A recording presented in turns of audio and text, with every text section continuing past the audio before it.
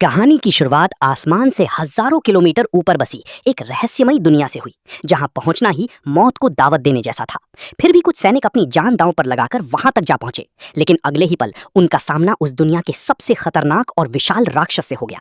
Jack ने उसकी आहट महसूस की और तुरंत पानी में सिर डुबोकर छिप गया। तभी उसके सामने एक विशालकाय पैर दिखाई दिया, जिससे पास खड़ी भेड़ें डरकर भागने लगीं। तभी राक्षस ने एक भेड़ को पकड़कर कच्चा ही निगल लिया। ये खौफनाक नजारा देखकर जैक बुरी तरह घबरा गया। उधर पेड़ के पीछे छिपा एक सैनिक पीछे मुड़कर राक्षस को देखने लगा, लेकिन तभी राक्षस ने नाक सिकोड़कर उसकी गंध पहचान ली। डर के मारे सैनिक फिर से पेड़ के पीछे छुप गया, पर राक्षस बड़ी बड़ी कदमों से उसकी ओर बढ़ने लगा। सांस रोके खड़ा सैनिक अब खुद को नहीं रोक पाया और अचानक भागने लगा, लेकिन अब बहुत देर हो चुकी थी। वो राक्षस की नजर में आ चुका था। उसने बिना वक्त गवाए पूरा पेड़ जड़ से उखाड़ कर फेंक दिया।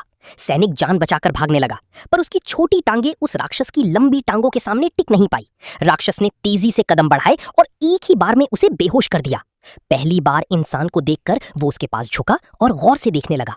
जैसे ही वो उसे उठाकर ले जाने वाला था, उसी वक्त कप्तान तलवार लेकर उसकी ओर दौड़ पड़ा और पूरी ताकत से तलवार राक्षस की एड़ी में घोंप दी।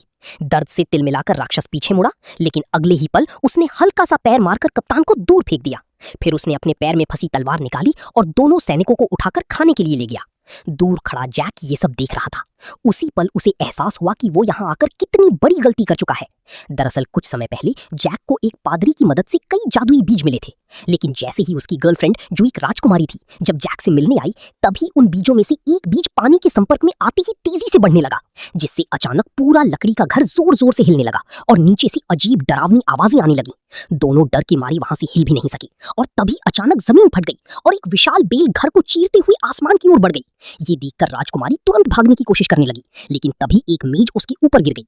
जैक उसे बचाने के लिए आगे बढ़ा, लेकिन तभी बेलों ने उसे उछालकर घर से बाहर फेंक दिया। उसी पल एक लकड़ी का दरवाजा अचानक खुल गया और राजकुमारी को एक रास्ता दिखाई दिया, लेकिन जैसे ही वो बाहर भागने लगी, उसी समय बेल ने अचानक दरवाजा बंद कर दिया। राजकुमारी दरवाजा खोलने की कोशिश करने लगी, लेकिन दरवाजा जरा भी नहीं हिला। ये देखकर जैक ने बेलों को काटने के लिए तुरंत एक कुल्हाड़ी उठा ली, लेकिन तभी अचानक पूरा घर जड़ों समेत उखड़कर आसमान की तरफ बढ़ने लगा। ठीक आखिरी पल में जैक ने छलांग लगाकर किनारे को पकड़ लिया, लेकिन बेलें इतनी तेजी से बढ़ रही थीं कि कुछ ही सेकंड में घर हजारों मीटर ऊपर पहुंच गया।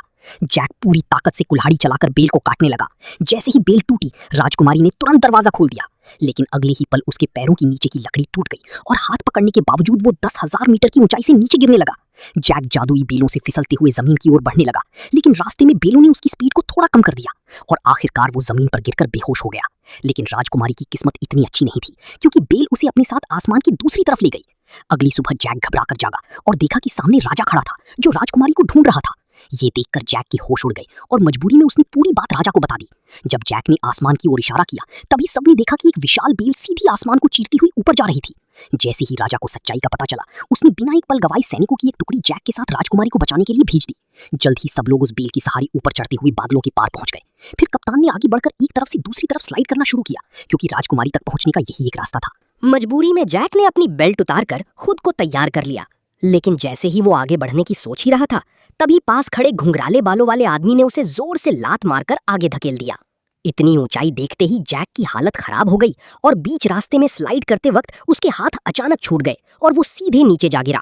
लेकिन किस्मत से बीच रास्ते में बेलों ने उसे थाम लिया। होश में आते ही वो बिना रुके फिर से ऊपर चढ़ने लगा। ऊंचाई पर पहुंचते ही मौसम पूरी तरह बिगड़ गया।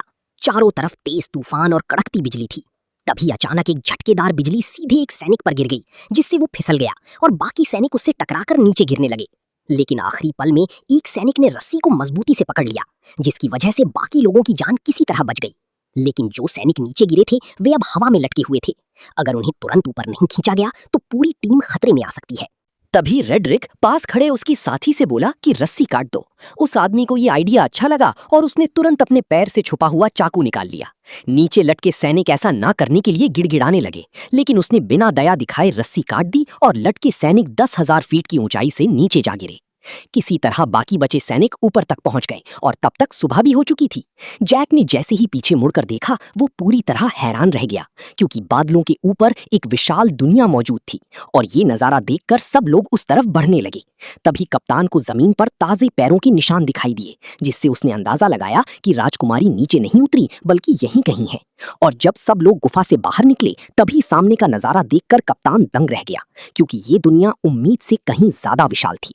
सभी लोग आगे बढ़ते हुए इलाके की जांच करने लगे। तभी उनकी नजर पेड़ों की टहनियों पर पड़ी। उन्हें वहां राजकुमारी के छोड़े हुए निशान मिले। उसी दौरान जैक को जमीन पर वही किताब भी मिल गई जो उसने राजकुमारी को दी थी। तभी उनकी नजर टूटी हुई टहनियों पर पड़ी और इसी से उन्हें अंदाजा हो गया कि राजकुमारी को कोई खतरनाक जीव उठाकर ले गया है।